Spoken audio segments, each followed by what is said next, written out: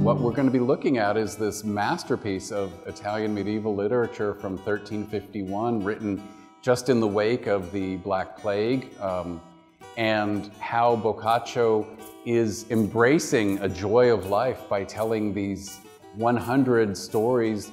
Many of them, about 60% of them, are extremely bawdy, and so it ties in with the bawdy literature, the tradition of bawdy literature of the Middle Ages, whether it's the Fabliaux, whether it's the Carmina Burana, the poetry of the Goliards. There's a huge tradition of bawdy literature, and Boccaccio is probably providing us the capstone of that tradition with this masterpiece, which influenced people like Geoffrey Chaucer and Shakespeare down the road. Boccaccio is what got me interested in studying the Middle Ages. He presents the world with a flair, a joy to life. Even his sad stories have a joy to life to them, and there are some sad stories in the Decameron. He talks about the pleasures of life, the pleasures of food, the impulses, the desires for food, for sex. A lot of these stories are motivated by the desire to have sex in a way that is very human. It bridges the 700-year gap between us and them in a way that a lot of other works don't. You really get a sense of who these human beings were.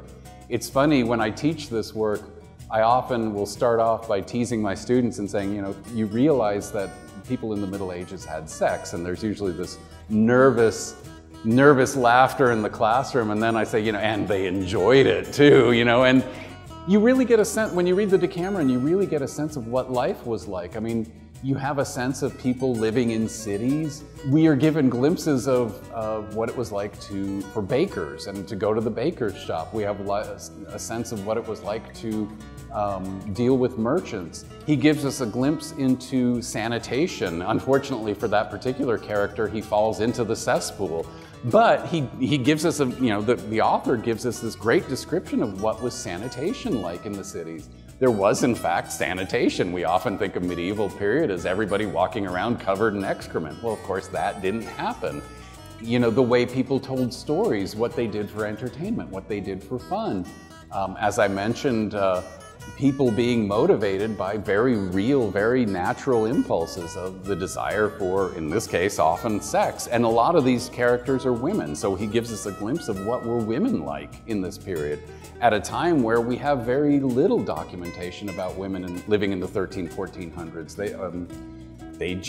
They weren't trained in writing, many of them, so we don't have certainly first-person documentation. What we have are often so-and-so, the mother of so-and-so, or so-and-so married to so-and-so. It doesn't give us a life, and you know, Boccaccio really rounds that out. As I said, it gives us a glimpse into the joy to life.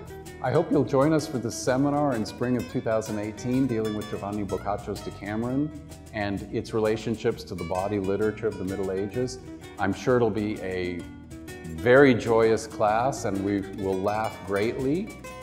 Except during the times where he tells the sad stories.